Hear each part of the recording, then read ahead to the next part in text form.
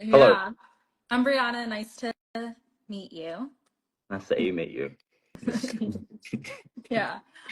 Congrats on your new album. Just diving right in, what made you realize that you Oh kind of wanted to pursue shit. music Yeah. independently? Yeah. Yeah, let's get into it. Yeah, I don't know. I think I was just like kind of I'd waited a long time, so I Hmm. think I was just ready, I guess. I don't know. Oh, okay. Did you have songs like in your back pocket that kind of felt more for you that you held on to, and then you were ready to kind of pursue music solely? Yeah, Solo? I mean, I think like during like COVID, like, that was probably the explosion of Yeah. like the amount of songs that were probably being written at that time were probably through the roof. Yeah. I think like I went through like a heavy period of writing. Um, and then that's kind of like when first started. And then like Luke and Ash from the band, they had already, I think, from my mind, maybe it was just Ash had released an album before. So thank those Yeah. guys. Um, was there any advice that you got from them about going solo, or things that you learned just from watching them pursue it first? Yeah, yeah. I mean, they didn't fuck it up, which was nice. They released great albums. Respected the dynamics of the band, like how the band work internally, and also with the fans as well. And people who supported the music. And yeah, because I feel like that's kind of like the stigma is around bands doing solo records is like, oh shit, like everything's gonna fall apart. And I think, I think Ash probably more so just because he did it first. Um, he kind of really paved the way for the rest of us to realize, oh, this is an actual possibility, because like we didn't really know at that time. Like now it's way easier for me since I'm going last and being like, oh, Yeah.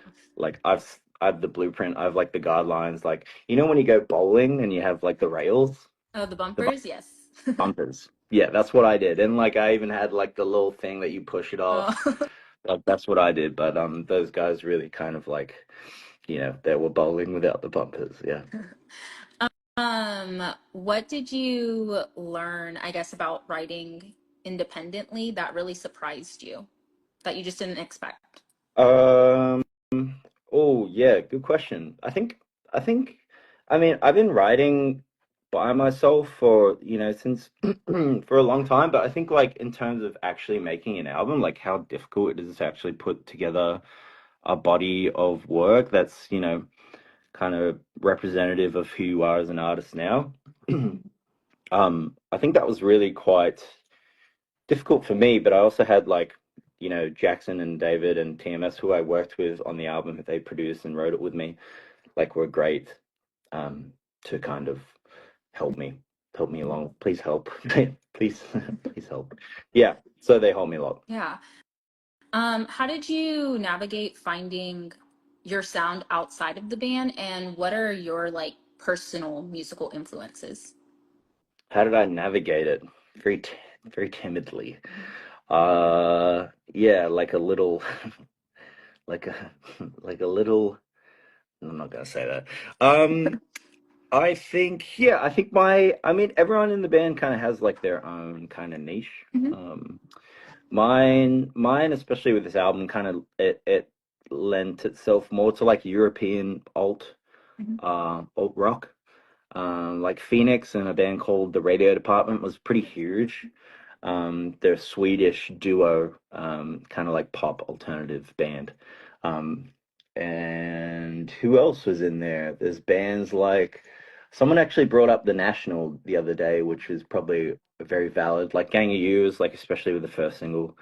And yeah, so it kind of lent more towards European European based or Yeah. Australian or American. That's three different countries.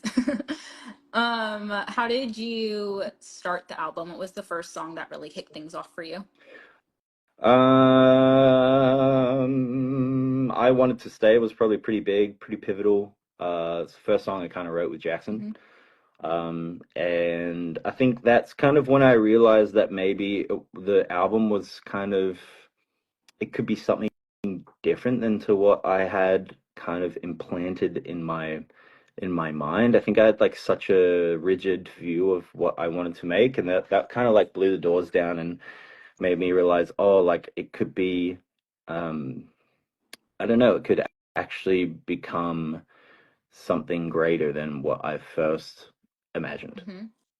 What did you first imagine for it that kind of like evolved? Yeah, I think I just wanted it to be like in the simplest of terms, confusing to people. I think I wanted it to be like this kind of like esoteric, ethereal, really introspective thing that no one kind of really understood, but it was like it was amazing. And I think that was like something that I just couldn't, I just couldn't really achieve that, or wasn't possible. It like wasn't possible for me to create because it confused me. And yeah, I think after that, I was like, oh, I just need to be really honest and authentic. Hmm. I feel like heartbreak is kind of a major theme on this record. So were there ever songs or lyrics that felt maybe a little too honest or vulnerable? And what gave you the courage to include it anyway and like put it out there? Uh, I don't know. I didn't really think about it that much.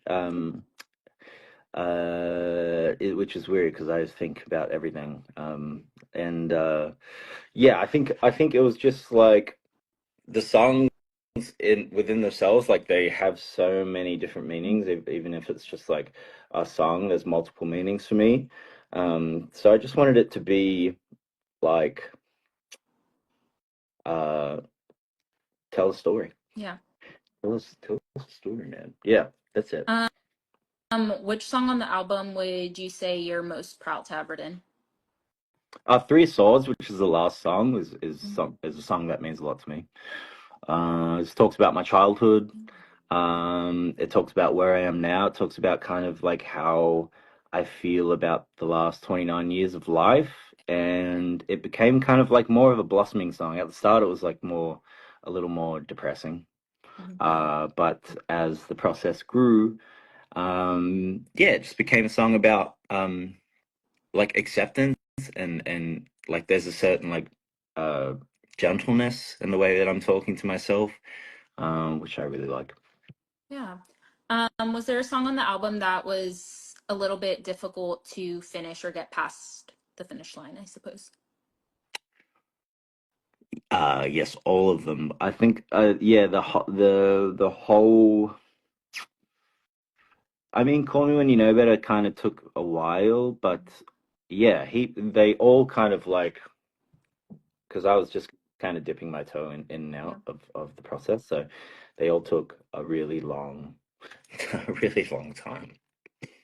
Were there any that came more quickly than the others that just felt, I guess, more organic or effortless? Yeah, don't forget you love me. It was pretty much like how it sounds now. It's pretty much how it always was, like from day one, which is pretty rare.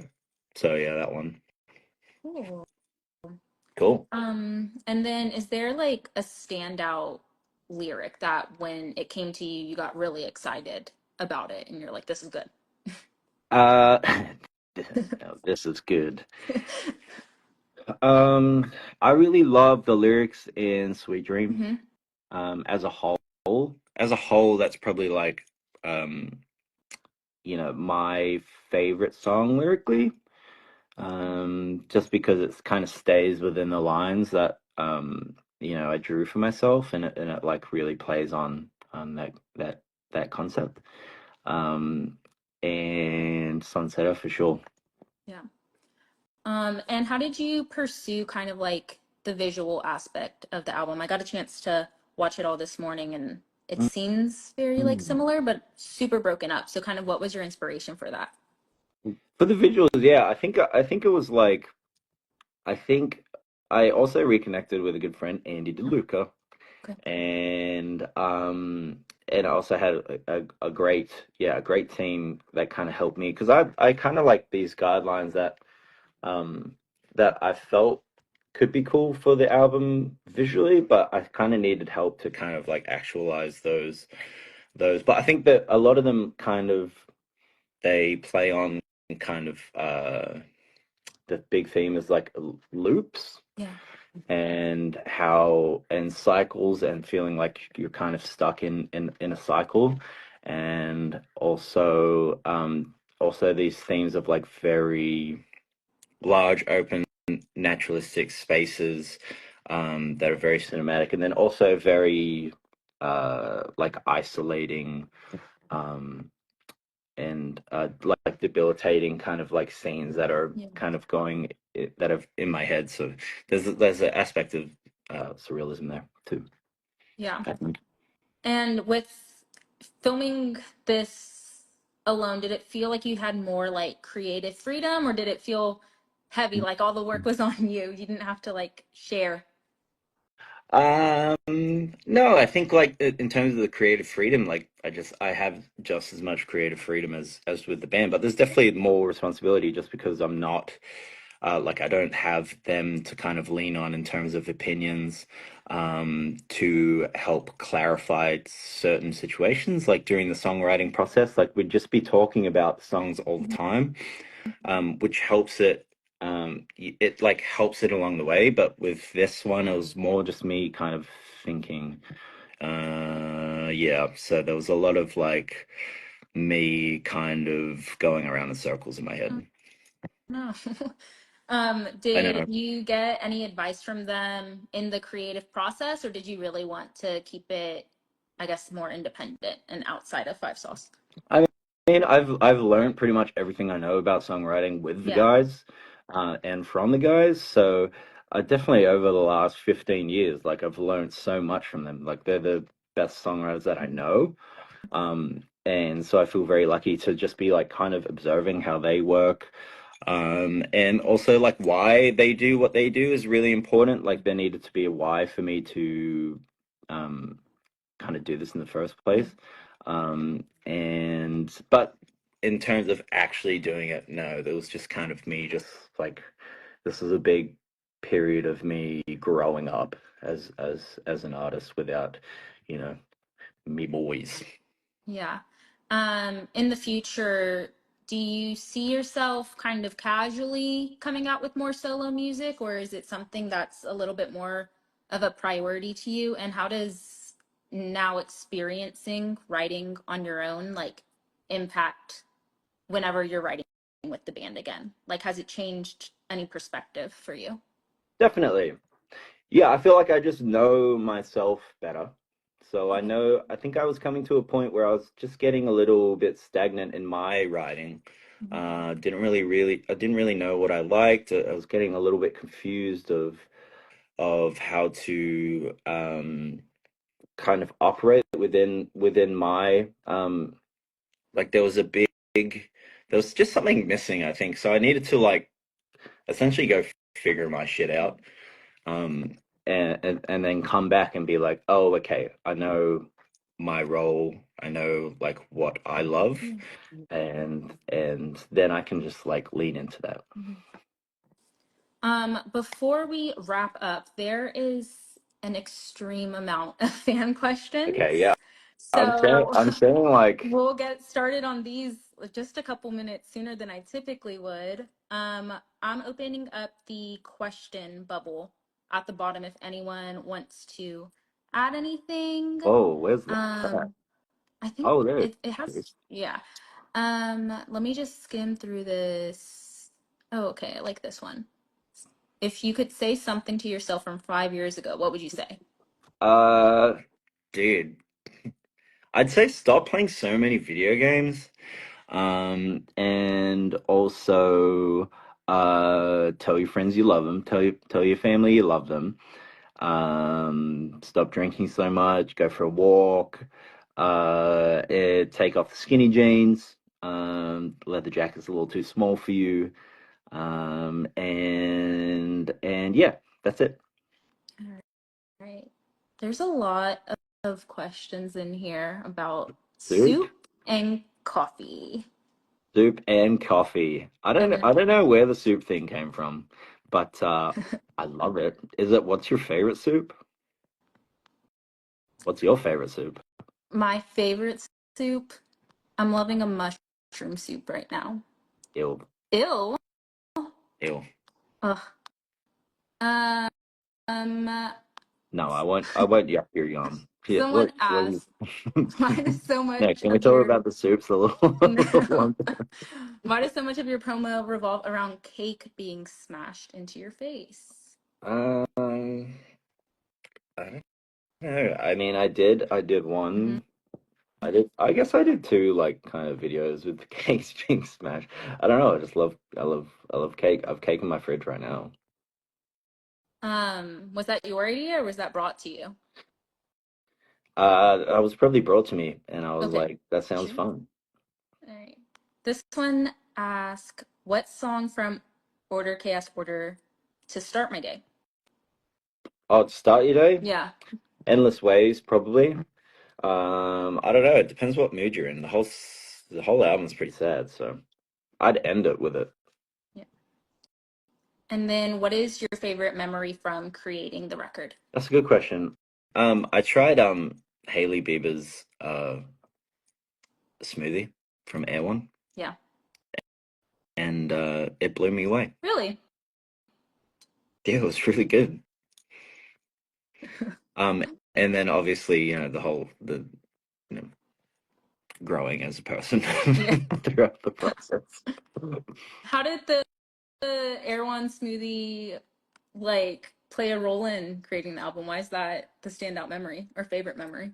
Um, because I don't know, we had a great. What day was that? That might have been the day we wrote Endless Ways. Okay. I was with Jackson and Elijah, Hmm. your friend, and we always used to go to Air One and and to have lunch. So that's why. All right. And then what song were you most scared to release? The first one for sure. Don't forget you love me. Yeah, the first statement of and showing my solo music to the world. So yeah, that was pretty. I remember freaking out. So Yeah. yeah. Did it scare you more that it was like, I guess like your presentation or like debut as a solo artist, or like the vulnerability of the song kind of letting people into your world? I think perception scares me. Hmm. Um, because yeah, I mean, I could write. I love to write songs that just kind of sit in my Dropbox and just live there. So yeah, the concept of showing people, letting people in, letting people have an opinion was a bit scary. Awesome. Yeah. Well, that's all we have for you today. Thank you so much for Whoa. joining us for Songwriters Camp. No, thanks for having me. Yeah, of course. Have a good day. All right, Bye. bye. Click the subscribe button right there. Down there, maybe. Somewhere down That there. one. Do it. Cool. Now.